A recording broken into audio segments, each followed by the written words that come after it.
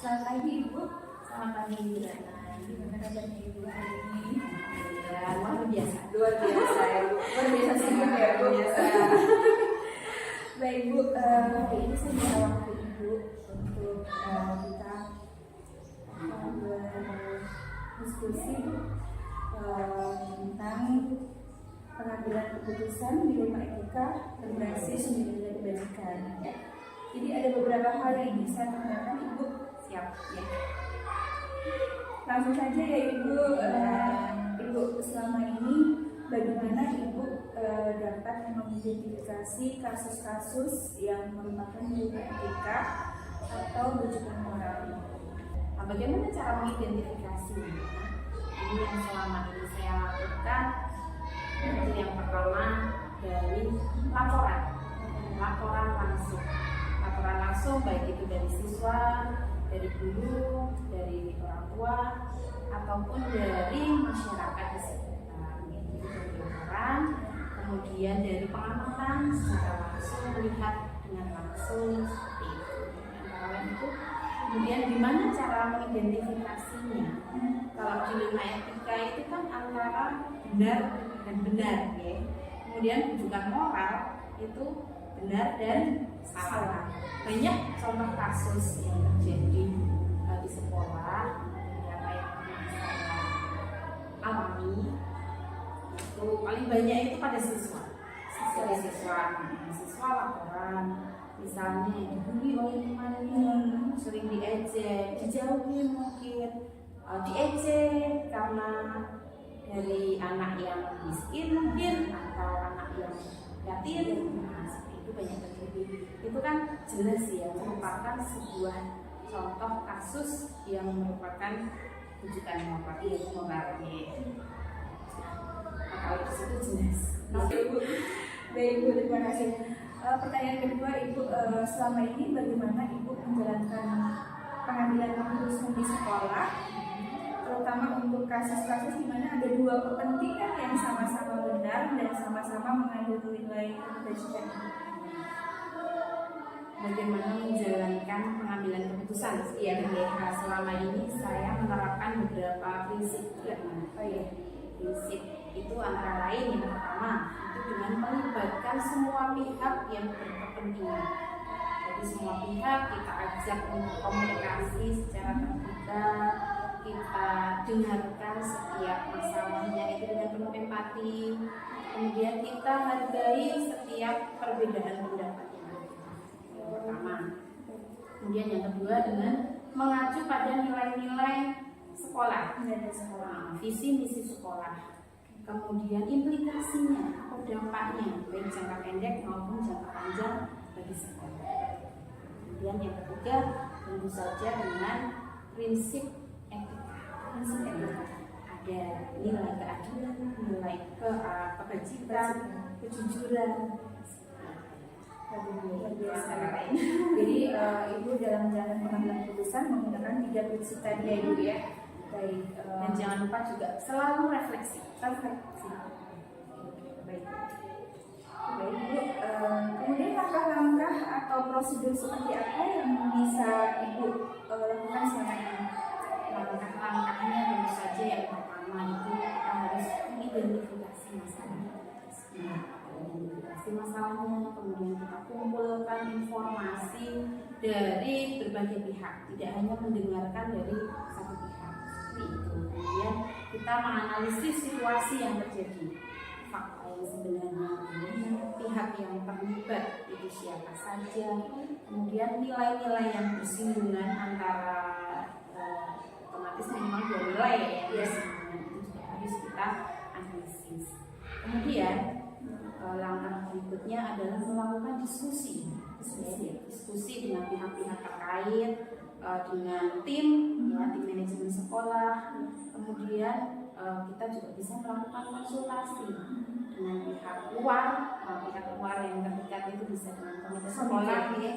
Dan mungkin ketika kasus itu kompleks, kita bisa melibatkan dari tim ahli psikolog, dokter, seperti itu. Kemudian baru kita tentukan opsi-opsi lain. Ya, jadi tidak hanya milih wah ini harus begini nih opsinya, tapi kita cari kemungkinan opsi yang lain. Dari setelah itu kita mengambil keputusan dengan opsi yang lain. Baik. Hal-hal apa saja Ibu yang selama ini Ibu anggap efektif dalam pengambilan keputusan pada kasus-kasus dilema etika ini? Ya, ini seperti tadi yang sudah saya sampaikan ya, kemudian satu-satu kita harus hati-hati dan butuh pertimbangan yang matang. Nah, apa yang paling saya anggap efektif itu antara lain konflik nilai. Kemudian yang kedua adalah intervensi atau tekanan dari pihak-pihak lain. Misalnya ada satu guru yang menyebabkan dilema etika. Kemudian dari guru yang lain tentu saja kan ada pro kontra ya. Ada yang mendukung, ada yang itu banyak. Kemudian bisa juga dari masyarakat. Jadi ada tadi tantangannya ada konflik nilai, intervensi dari beberapa pihak seperti itu ya. Baik. Apakah Ibu memiliki sebuah tata kelola atau jadwal tertentu dalam sebuah penyelesaian kasus dilema etika? Apakah Ibu langsung menyelesaikan di tempat atau memiliki sebuah jadwal untuk menyelesaikannya? Kemudian bentuk dan prosedurnya seperti apa? Kalau jadwal tertentu itu disesuaikan ya, tentu saja disesuaikan dengan kompleksitas dari masalah itu dan juga urgensinya. Ketika itu masalah yang krusial harus segera diselesaikan, misalnya terkait dengan perlindungan sekian ya, nah itu harus segera diselesaikan dan selama ini alhamdulillah juga bisa langsung diselesaikan saat itu juga. Tata kelola ini itu tergantung dari beberapa faktor, antara lain yang pertama itu tadi kompleksitas masalah, urgensinya, kemudian informasi yang tersedia dan keterlibatan pihak eksternal. Jadi tergantung. Berarti ini situasional itu ya? Situasional. Selama ini sih ya kalau di SD masalahnya masih lumayan sederhana ya, jadi bisa ya Bu ya, selesai saat itu. Baik. Iya Bu, adakah seseorang atau faktor-faktor apa yang selama ini mempermudah atau membantu Ibu dalam pengambilan keputusan? Orang ya, seseorang atau hal-hal. Kalau orang tentu saja yang pertama adalah tim manajemen sekolah, misalkan guru, misalkan sejawat. Kemudian komite sekolah, tokoh masyarakat atau tokoh agama di lingkungan sekitar itu juga ketika masalah itu terkait dengan wali murid, dengan masyarakat itu mereka cukup membantu. Kemudian pustaka, nah dan sumber daya, contoh ada buku, jadi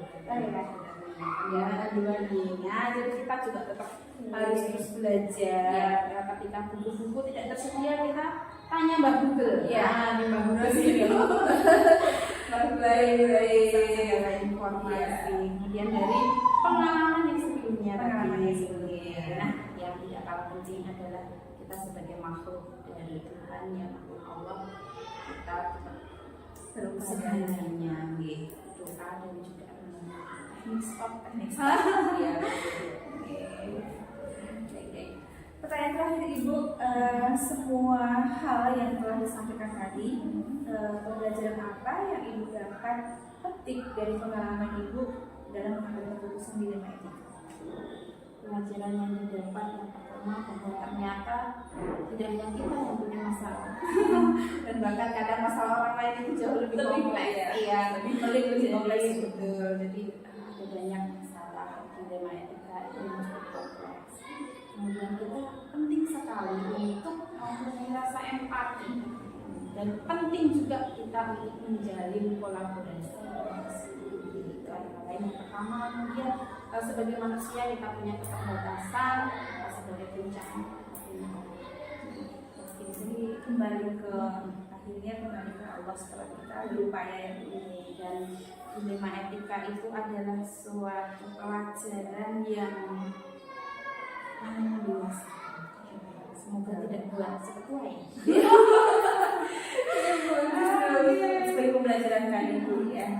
Baik Ibu, sepertinya saya sudah mendapatkan wawasan yang banyak dari Ibu. Semoga bermanfaat buat saya dan berkah buat Ibu. Terima kasih banyak atas waktunya Ibu. Sama-sama Bu Darna, semangat kita bisa saling sharing.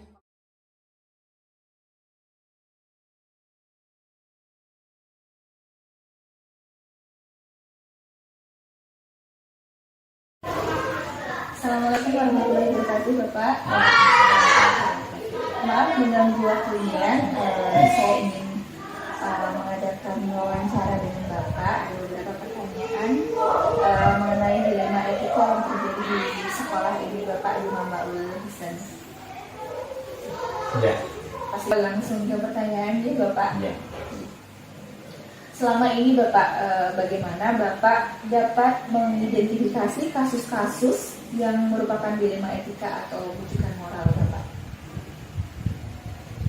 Di dalam mengidentifikasi sebuah permasalahan, tentunya kan kita harus ada pendekatan antara individu. Tidak bisa kita mengidentifikasi permasalahan itu dilihat dari satu sisi permasalahan saja. Tentunya ada beberapa permasalahan yang bisa mendasari dari identifikasi sebuah permasalahan. Mungkin itu. Baik Pak. Kita pertanyaan yang kedua, selama ini bagaimana Bapak menjalankan pengambilan keputusan di sekolah, terutama untuk kasus-kasus yang dimana ada dua kepentingan yang sama-sama benar atau sama-sama mengandung nilai kebajikan yang sama, tapi harus diambil salah satu yang baik. Itu sulit ya Bu. Iya, dilema Pak. Dilema tadi. Apalagi nyun sewu. Iya. Jadi tadi karena di sini kita memaku dua hal yang harus bahasanya terkonek semuanya antara dinas dan antara lembaga. Mungkin ini semuanya baik, tetapi pada dasarnya bagaimana sebuah kebijakan ini yang baik dan tidak merugikan salah satu pihak. Nah, tentunya dari kebijakan ini ada skala prioritas. Baik Pak, luar biasa. Baik Pak, kalau untuk langkah-langkah atau prosedur seperti apa yang biasanya Bapak lakukan selama ini dalam mengambil keputusan ketika itu ada dilema etika di sekolah Bapak? Ada sebuah kelompok A maupun B yang berbeda dari etika yang ada, kita dukung. Mungkin tujuannya sama, ke sebuah hal yang lebih baik, tetapi kan jalannya berbeda, caranya berbeda. Nah, dari bahasa yang tadi, paling tidak kita harus mendukung sebuah kebijakan etika di dalam hal yang akan menjadi sebuah rumus. Tidak lantas kita menjudge dari masing-masing usulan-usulan yang ada. Dari usulan-usulan yang ada kita kerucutkan, kita komunikasikan, pasti nanti akan muncul sebuah keputusan yang satu yang menjadi dasar persetujuan bersama. Luar biasa. Jadi dari banyaknya dilema tadi Pak, contoh yang terjadi di sini misalnya banyak usulan dari beberapa guru, padahal dikerucutkan, diambil satu yang tetap saja itu mungkin tetap ada kolaborasi di dalamnya Pak ya. Mungkin betul. Iya, ada kondisional ya Pak ya. Karena kalau sekarang dipaksakan itu tidak bisa. Iya. Bagus sekali Bapak. Jadi itu tetap intinya ada kolaborasi lah ya Pak. Iya. Karena Itu saya rekam Pak di otak juga Pak. Baik Pak, selanjutnya nih, hal-hal apa saja yang selama ini Bapak anggap efektif dalam pengambilan keputusan pada kasus-kasus dilema etika? Yang paling efektif itu apa Pak dalam pengambilan keputusan? sampai saat ini kalau kita berbicara masalah ini lembaga saya ya, Iya, kita utamanya komunikasi. Iya, utamanya komunikasi, dan komunikasi ini terbangun apabila terjadi kesadaran. masing-masing ya Pak ya. Iya, terbangun kesadaran rasa memiliki. Selanjutnya nih Pak, Bapak memiliki sebuah tata kala atau jadwal tertentu dalam sebuah penyelesaian kasus dilema etika atau tidak Pak? Apakah langsung menyelesaikan di tempat atau memiliki sebuah jadwal untuk menyelesaikannya? Terus bentuknya atau prosedurnya seperti apa yang Bapak jalankan? Ketika ada dilema-dilema seperti tadi itu, apakah ada jadwal khusus untuk menyelesaikan? Apa seketika itu diselesaikan? Atau bagaimana Pak? Tergantung kasusnya kali ya? Ya, baik, terima kasih. Biasanya saya menyelesaikan sebuah permasalahan ini, saya mengambil tidak langsung. Gitu Pak. Ya. Karena biasanya Iya. kalau kita mengambil sebuah permasalahan itu diselesaikan pada waktu itu juga, dan kalau ini sudah terjadi, ya sudah. Yang penting kan tidak fatal atau dalam. Iya. Karena kadang itu kan sebuah permasalahan itu kan pasti ketika kita mau mengadakan musyawarah atau mau mengambil satu keputusan itu pasti kita melibatkan beberapa pihak ya Pak ya. Iya. Misalnya murid, ada wali murid, ada bahkan komite seperti itu ya Pak ya. Iya. Jadi perlu komunikasi tadi yang Bapak tadi ya, komunikasi. Dan pastinya masalah-masalah Karena tidak mungkin ini akan saya. betul luar biasa Bapak. Nah, di sini Bapak adakah seseorang atau faktor-faktor apa yang selama ini mempermudah atau membantu Bapak dalam pengambilan keputusan di saat ada kasus yang dilematis tadi, dilema etika tadi? Ada seseorang atau mungkin faktor-faktor apa yang mempermudah? Pada saat ada sebuah permasalahan, saya melihat itu sebuah objek apa. Kalau objek itu adalah siswa, tentunya saya akan lebih memprioritaskan pada seseorang yang sudah menjadi tupoksi. Yang tadi tugas tadi Pak ya? Iya. Termasuk misalnya Kesiswaan, misalnya kurikulum, misalnya kalau bos, misalnya bos. Jadi tidak lantas di dalam segi etika semuanya boleh ikut bersuara. Gitu ya Pak ya? Iya. Tidak melulu semua ya Pak Iya. ya? Tetapi pada saat kita punya sebuah rumusan antara pimpinan dengan orang yang memiliki tupoksi tadi, baru nanti kita sampaikan seperti ini. Saya bermusyawarah, kira-kira Bapak Ibu semua ada gambaran untuk mendukung ini? Iya. Jadi tadi kalau ditanyakan seseorang atau faktor tadi yang mempermudah ya tadi ya Pak, karena Bapak sudah membentuk beberapa petugas ya. Iya. Sesuai tupoksinya tadi. Sesuai tupoksinya kan ini mempermudah. Iya, luar biasa. Mempermudah dari jalannya kegiatan. Iya. Sebab mungkin kalau tidak didukung dengan orang tua juga akan sulit. Pastinya ada kolaborasi ya Pak, kata melibatkan beberapa pihak. Iya. Ini pertanyaan terakhir nih Bapak nih. Karena hari Jumat juga nih Iya. Bapak mau Jumat. Iya.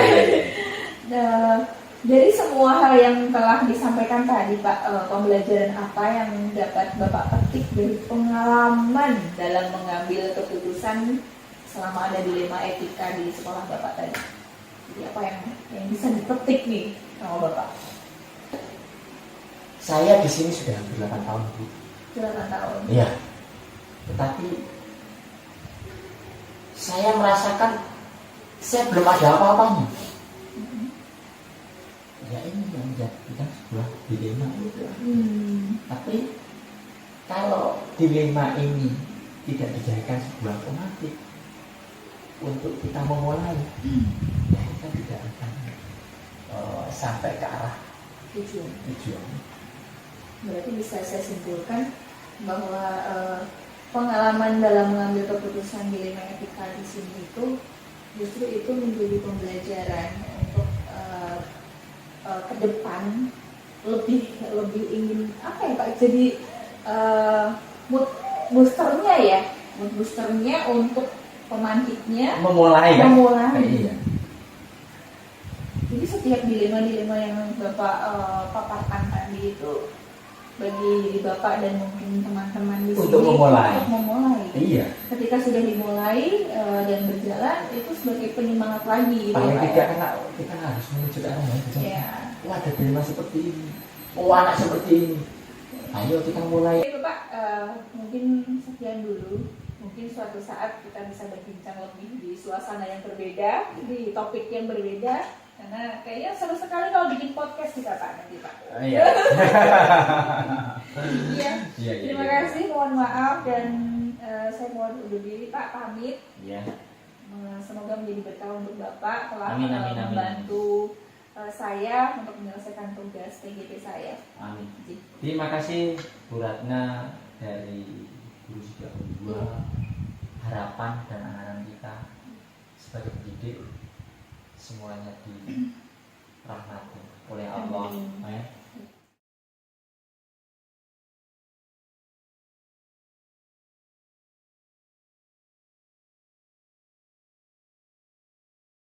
Assalamualaikum Bapak. Selamat pagi Pak. Bapak sehat hari ini? Alhamdulillah. Alhamdulillah. Siap-siap. Iya. Siapnya orang tua. Iya Pak, semoga sehat selalu Pak. Tapi semangat muda. Harus Pak, jangan kalah dengan yang muda Pak. Iya. Bapak, mohon maaf hari ini saya meminta waktu dari Bapak, sedikit merepotkan mungkin Pak. Ada beberapa hal yang ingin saya tanyakan berkenaan dengan tugas saya di PGP Pak, berkenaan dengan yang terjadi di sekolah Bapak ketika pengambilan keputusan dilema etika kan sering ada ya Bapak di sekolah Ya. Hal-hal yang sering banyak ya juga. Terus nanti saya ingin belajar dari Bapak. Makanya ada beberapa hal yang ingin saya tanyakan ke Bapak. Langsung saja nih Bapak. Silakan. Ya. Bapak, selama ini bagaimana Bapak dapat mengidentifikasi kasus-kasus yang merupakan dilema etika atau ujukan moral di sekolah Bapak? Jadi terkait dengan dilema etika ya Bu Ratna yang terjadi di sekolah, saya kira sekolah manapun itu banyak terjadi permasalahan seperti itu. Dilema etika adalah sebuah permasalahan di mana ada kasus yang semua itu tampaknya benar, ini benar, tapi mungkin harus dicarikan mana yang lebih tepat. Ini perlu pemikiran secara jauh, secara dewasa, sehingga tidak harus semua bisa diterima. Iya. Kita lanjut ke pertanyaan kedua nih Bapak. Jadi selama ini bagaimana Bapak menjalankan pengambilan keputusan di sekolah Bapak, terutama untuk kasus-kasus di mana ada dua kepentingan yang sama-sama benar atau sama-sama mengandung nilai kebajikan Bapak? Ya. Jadi itu adalah pekerjaan terutama para pengambil kebijakan, para pemimpin, para orang tua. Saya selaku kepala sekolah dalam sebagian pekerjaannya adalah dituntut untuk mengambil keputusan, mengambil kebijakan. Seringkali itu hal biasa sebagai seorang pemimpin, seorang yang dituakan dalam sebuah institusi juga. Kalau kita menghadapi permasalahan dilema etika seperti itu, tentu kita dituntut jangan terlalu tergesa-gesa. Kita harus bisa mendudukkan permasalahan itu, harus kita analisa, tidak boleh bahasa Jawanya gerusak-gerusu. Bapak, selanjutnya Bapak, langkah-langkah atau prosedur seperti apa yang biasa Bapak lakukan selama ini? Oke, jadi seperti yang tadi Bu Ratna tanyakan dari 10 pertanyaan ini, itu kan biar semua bisa menerima dengan lapang dada sebuah keputusan bisa kita pakai kebersamaannya. Itu untuk langkah-langkahnya simpelnya begini. Pertama, tentu itu yang pertama adalah identifikasi permasalahan. Yang kedua, untuk tahap berikutnya simpelnya kalau saya tentu memerlukan sebuah koordinasi. Nanti di dalam kegiatan koordinasi itu mungkin pihak-pihak yang terkait dengan permasalahan itu siapa, itu kita koordinasikan, kita realisasikan. Mungkin bisa dari orang tua murid, mungkin dari komite, mungkin dari pihak teman rekan sejawat, teman-teman. Salah seperti itu. Mungkin juga kalau perlu pihak terkait yang lebih luas dari mungkin tokoh masyarakat. Yang kedua ini adalah koordinasi.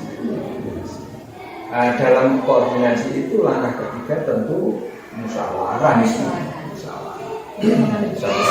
Carikan baiknya, mencari solusi. Jadi yang ketiga itu solusi, mencarikan solusi. Kita diskusi di situ untuk mengucai permasalahan itu kan. Kita solusi. Nah, setelah solusi kita sepakati dalam forum diskusi itu tentu akhirnya kita baru bisa menentukan keputusan. Kemudian Bapak, hal apa saja yang selama ini Bapak anggap efektif dalam pengambilan keputusan pada kasus-kasus dilema etika yang paling efektif? Paling efektif untuk menyelesaikan permasalahan dilema etika. Kalau yang dari itu ya sudah saya sampaikan tadi Bu Ratna. Dari 4 langkah-langkah itu, ya yang paling efektif adalah melalui koordinasi. Kita mengumpulkan pihak-pihak yang berkepentingan sehingga permasalahan itu benar-benar bisa kita analisis, kemudian kita cermati, baru nanti setelah ada masukan dan lain sebagainya baru kita bisa menentukan keputusan. Yang paling efektif saya yakin adalah koordinasi dan kolaborasi dan musyawarah. Itu kuncinya. Kalau kita tidak bisa keluar dari demokrasi. Betul. Dan era yang kita kembangkan sekarang itu saya kira demokrasi itu ya paling sehingga tidak ada istilah keputusan di satu pihak. Gitu. Bapak, apakah Bapak memiliki sebuah tata cara atau jadwal tertentu dalam sebuah penyelesaian kasus dilema etika? Apakah Bapak langsung menyelesaikan di tempat atau memilih sebuah jadwal untuk menyelesaikannya? Bentuk atau prosedur seperti apa yang Bapak jalankan? Dari apa yang saya sampaikan di poin-poin tadi, paling tidak kita melalui langkah-langkah 4 langkah itu ya, jadi identifikasi masalah, kemudian kita koordinasi, yang ketiga mencarikan solusi, yang keempat baru menentukan keputusan. Itu untuk tata kala atau penjadwalannya itu tergantung menurut saya. Pendapat saya tergantung sebuah permasalahan itu seberapa beratnya, kasus itu seberapa beratnya. Kalau kasus itu sangat ringan dan mungkin harus dituntut harus segera saat itu juga, ya kita jadwalnya kilat ya kan, jadwalnya kilat, jadi segera kita artinya Kita selesaikan prosedural itu dilaksanakan dengan kilat, cepat, karena memang dituntut untuk segera ada sebuah keputusan, gitu kan? Tapi kalau permasalahan itu yang lebih berat lagi, artinya gitu berat, tetapi perlu dikondisikan dengan orang lain, ya tentu nanti kita menyangkut banyak pihak-pihak yang harus kita kondisikan, ya tentu melalui tahapan waktu, misalnya kurang lebihnya seperti itu beratnya. Misalnya nanti beratnya jadi sesepuh lain waktu, mungkin ya sekarang jadi orang tua Iya Bapak, ini sangat bermanfaat bagi saya. Ya, baik Pak, selanjutnya ada pertanyaan lagi dari saya. Adakah seseorang atau mungkin faktor-faktor yang selama ini mempermudah atau membantu Bapak dalam pengambilan keputusan dalam kasus-kasus kriminalitas? seseorang maupun faktor-faktor ya. Selalu koordinasi. Yang bisa mempermudah biasanya kita perlu membutuhkan teman-teman, masukan dari teman-teman kerja lah, bapak ibu guru, untuk kita mintakan pendapatnya. Barangkali kalau memang dibutuhkan yang lain, ya nanti mungkin dari tokoh-tokoh masyarakat. Baik Bapak, luar biasa di SD ini berarti kasus-kasus kriminalitas itu terselesaikan dengan baik ya Pak. Insya Allah terselesaikan dengan baik dan bisa diterima oleh semua. Baik Bapak, ini pertanyaan terakhir Bapak. Dari semua hal yang telah disampaikan tadi, pembelajaran apa yang dapat Bapak petik dari pengalaman Bapak mengambil keputusan di Mati? Jadi hikmahnya gitu ya. Hikmahnya. Hikmahnya itu banyak sekali.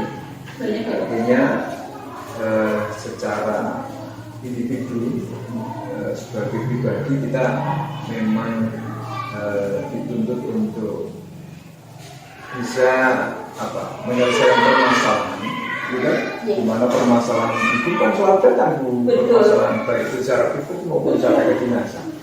Tapi dalam menyelesaikan permasalahan hikmahnya ya besar ya.